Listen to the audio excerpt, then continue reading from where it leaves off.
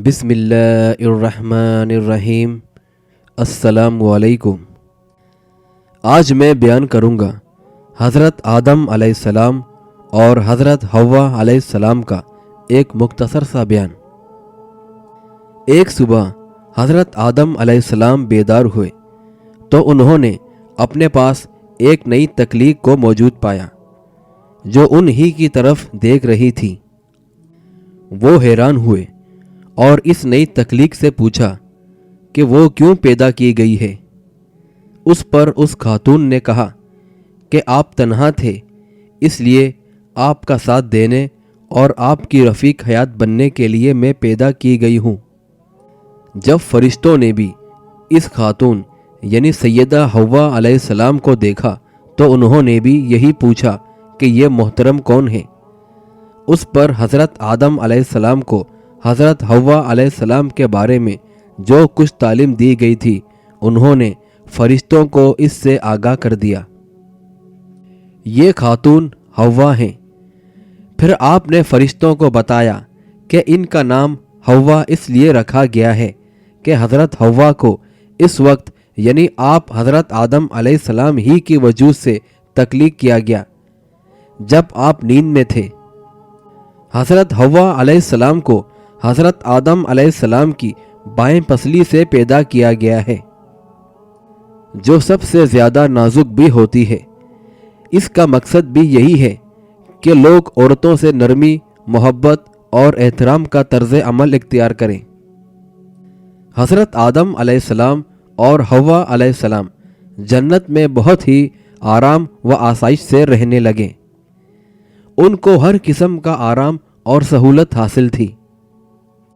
اللہ تبارک و تعالیٰ نے دونوں سے فرمایا، کھاؤ پیو جو چاہو، اور جنت میں جو کچھ نعمتیں مہیا کی گئی ہیں وہ سب تم دونوں کے لیے ہیں، یعنی بے تکلف کھاؤ پیو اور مزے کرو۔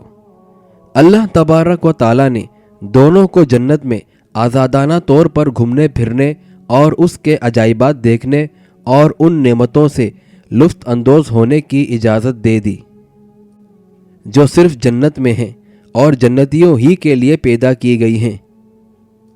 جنت ایک بے کرا مقام ہے جہاں کی نعمتوں اور وصیتوں کا شمار ممکن نہیں، لہٰذا اللہ تبارک و تعالیٰ نے حضرت آدم اور حوا علیہ السلام کو ان تمام نعمتوں اور وصیتوں سے پوری طرح استفادہ کرنے کی اجازت بھی بخش دی تھی، اور اس کے ساتھ ساتھ اللہ تبارک و تعالیٰ نے ان دونوں کو یہ بھی حکم دے دیا کہ فلاں درخت کے قریب بھی مت جانا ورنہ تم گنہگاروں میں سے ہو جاؤ گے۔ اللہ تبارک و تعالیٰ نے ان دونوں کو اس درخت کا پھل کھانے سے روک دیا، اور اس کے سوا پوری جنت کی ہر چیز ان دونوں ہی کے لیے پیدا کی گئی تھی۔ چنانچہ حضرت آدم اور حوا علیہ السلام دونوں نے اچھی طرح سمجھ لیا تھا کہ یہ درخت اور اس کا پھل ان دونوں کے لیے بالکل ممنوع ہے۔ اس حکم میں اللہ تبارک و تعالیٰ کا جو علم اور حکمت موجود ہے وہ صرف اسی کو معلوم ہے۔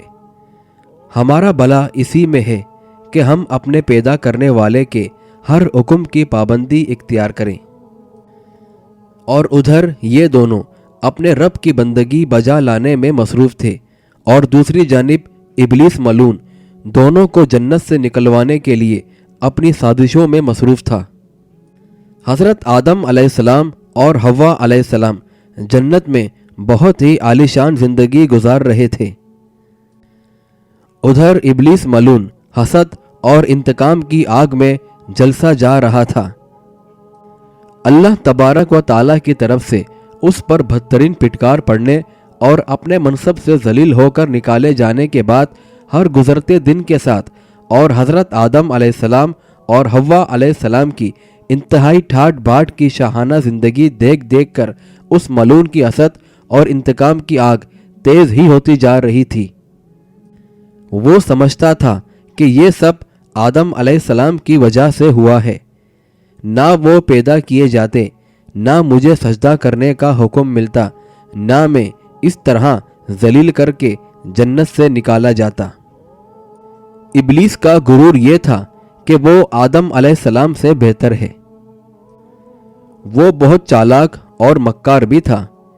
اس کو انسان کی کمزوریوں کا بھی علم تھا۔ ابلیس خود تو حضرت آدم علیہ السلام اور حوا علیہ السلام سے کہہ نہیں سکتا تھا کہ جاؤ اس درخت کا پھل تھوڑا کھا لو، لیکن وہ کسی بھی طرح حضرت آدم علیہ السلام اور حوا علیہ السلام سے اللہ تبارک و تعالیٰ کی حکم ادولی کروا دینا چاہتا تھا۔ چنانچہ اس نے اپنا ذلیل منصوبہ بنایا اور دونوں کو ورگلایا کہ اللہ تبارک و تعالیٰ نے تم دونوں کو اس درخت کا پھل کھانے سے اس لیے منع کیا ہے کہ اس پھل کو کھا کر تم دونوں یا تو فرشتے بن جاؤ گے یا تم دونوں کو ہمیشہ ہمیشہ کی زندگی حاصل ہو جائے گی۔ ابلیس کے اس ورگلانے کا اثر یہ ہوا کہ حضرت آدم علیہ السلام اور حوا علیہ السلام دونوں اس سوچ میں پڑ گئے، آخر اس درخت میں کیا خصوصیت ہے جو اللہ تبارک و تعالیٰ نے ہمیں اس درخت کا پھل کھانے سے روک دیا ہے۔ وہ اس درخت کے حوالے سے شک و شبہے میں پڑ گئے تھے۔ جب سے ابلیس ملعون نے حضرت آدم اور حوا علیہ السلام کو ورگلایا تھا، تب سے دونوں صرف اسی درخت اور اس پھل کے بارے میں دن رات یہی سوچنے لگے تھے کہ ان کو ساری جنت اور ہر طرح کی نعمتیں عطا کر دی گئی ہیں، لیکن صرف اس درخت کے قریب جانے اور اس کا پھل کھانے سے آخر کیوں روکا گیا ہے؟ آخرکار ان دونوں نے اس درخت کا پھل کھا ہی لینے کا فیصلہ کر لیا، اور جو ہی انہوں نے وہ پھل کھایا ان کے پردے کے مقامات کھل گئے جن کو انہیں درختوں کے پتوں سے چھپانا پڑ گیا۔ حضرت آدم علیہ السلام اور حوا علیہ السلام کو چونکہ اس سے قبل ابلیس کے اس طرح ورگلانے کا کوئی تجربہ نہیں ہوا تھا، لہٰذا وہ دونوں اس ملعون کے ورگلانے میں آ گئے اور یہ غلطی کر بیٹھے۔ یہ اللہ تبارک و تعالیٰ کی جانب سے دونوں کے لیے امتحان بھی تھا کہ وہ اس سے کیا سبق حاصل کرتے ہیں۔ اس طرح اللہ تبارک و تعالیٰ نے حضرت آدم علیہ السلام کو دنیا میں بنی نوع انسان کی نگراں و نگہبان اور ایک پیغمبر علیہ السلام کی حیثیت سے اپنے فرائض کی انجام دہی کے لیے تیار کیا۔ اس واقعے سے حضرت آدم علیہ السلام اور حوا علیہ السلام دونوں کو یہ سبق حاصل ہوا کہ شیطان وہ مکار دشمن ہے اور احسان فراموش اور ناشکرہ بھی، اور قیامت تک کے لیے ان کی آنے والی نسلوں کا بھی کھلا دشمن ہے۔ یہاں یہ بات یاد رکھنے کی ہے کہ حضرت آدم علیہ السلام اور حوا علیہ السلام کی قیامت تک آنے والی نسلوں کے لیے اور ان کے ان اجداد یعنی حضرت آدم علیہ السلام اور حوا علیہ السلام کے اس گناہ کی کوئی سزا نہیں، کیونکہ اللہ تبارک و تعالیٰ نے ان دونوں کو اسی وقت توبہ کر لینے اور مغفرت طلب کرنے پر مغفرت سے نواز بھی دیا تھا۔ اس کے بعد ان دونوں یعنی حضرت آدم علیہ السلام اور حوا علیہ السلام کو زمین پر اتار دیا گیا۔